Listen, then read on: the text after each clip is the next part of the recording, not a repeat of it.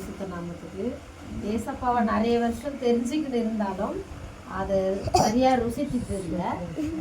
இப்போ கொஞ்சம் காலமாக வந்து பிரதரும் சிஸ்டரும் வந்த பிறகு ஏசப்பாவுடைய அந்த விஷயங்கள் என்னை தொட்டது, இப்படி நடந்துக்கணும், இப்படி உன்னை சுற்றி இருக்கிற இந்த வெறுப்புகள், கசப்புகள், நிறைய கோவம் வர்றது, இப்படிலாம் விட்டு நீ விலகணும் அப்படின்னு சொல்லிட்டு எனக்கு வாக்குத்தத்தம் கொடுத்தாரு.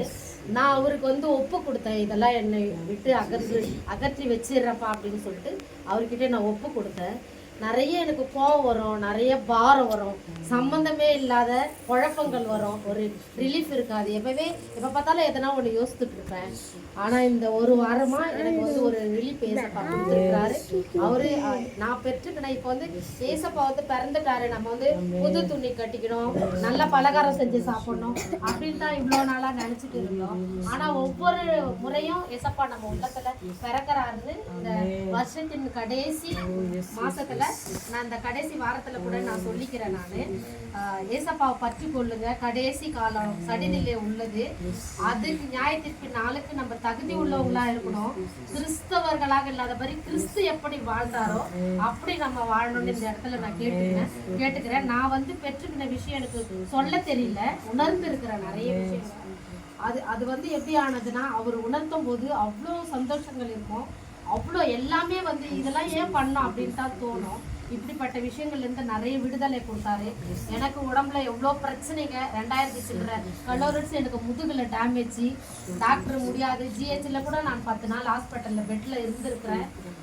கடையில் உட்கார வேணான்னு சொல்லிட்டாங்க, ஏன்னா நான் டெய்லரு. அப்படிப்பட்டதெல்லாம் விட்டுட்டு 3 வருஷமா நான் வீட்டில் தான் இருக்கேன். கடவுள் கண்ணின் மணியை போல இந்த இவ்வளோ 3 வருஷமா என்னை போஷித்துட்டு வந்தாரு. இப்போ ஜபம் வச்சு வீட்டில் ஜபம் பண்ணி ப்ரேயர் நடத்திய பிரச்சனைகள் எல்லாம் நான் இப்போ மாத்திரை எதுவும் எடுக்கலை. ஆனால் நிறைய வேலை செஞ்சு குனிஞ்சு பண்ணும்போது மட்டும் லைட்டாக வலி இருக்கும். அப்போ அந்த இடத்துல நான் சிலுவை போட்ட பேசப்பா, இந்த வலி எனக்கு திரும்ப வேண்டாம்ப்பான்னு சொல்லி இந்த காலில் வந்து ஒரு நரம்பே அழுகிடுச்சு, எனக்கு ரத்தம் கட்டி அழுகிடுச்சு. ஆனாலும் இதோட நான் வேலை செய்கிறேன், போகிறேன், வரேன். அது வலி இருக்கும் போதெல்லாம் ஏசப்பா என்னை எடுத்துருங்க, திரும்ப வேணாப்பா, நான் மாத்திரை எடுக்க மாட்டேன்ப்பா, மருந்து எடுத்துக்க மாட்டேன், நான் ஹாஸ்பிட்டலுக்கு இனிமேல் போக மாட்டேன். நிறைய ஆனால் செலவு பண்ணேன், எவ்வளோ செலவு பண்ணியிருக்கேன், கடன் வாங்கி வாங்கி நிறைய செலவு பண்ணியிருக்கேன். ஆனால் இப்போ ஒரு 6 மாத காலமாக நான் எந்த மெடிசன்ஸும் எடுத்த ப்ராப்ளம் மட்டும்தான். நிறைய படப்படுத்து. என் 2 பசங்க என்னை விட்டு இறந்துட்டாங்க 25 வயசுல 21 வயசுல. அவ்வளோ மனசு உடச்சல்ல நான் இருந்தேன். என் தேவனாகிய கர்த்தர் என்னை தூக்கி எடுத்தாங்க. இந்த நிமிஷம் வரைக்கும் என்னை வாழ வச்சுட்டு இருக்காங்க. என் பொண்ணு வந்து 11 வருஷம் ஆகுது, என் பொண்ணு இறந்து, என் பையன் இறந்து 7 வருஷம் ஆகுது. இது வரைக்கும் வழிநடத்திட்டு அவங்க வந்துட்டு தான் இருக்காங்க. என் தேவனாகிய கர்த்தர் என்னை போஷித்தாரு, மாட்டிக்கிட்டாரு, இது வரைக்கும் நடத்திட்டு வந்திருக்காரு. இன்னைக்கு வந்து ஒரு சாட்சியாவும் என்ன நிறுத்திருக்காரு. அவருடைய நாம மகிமைப்படணும்.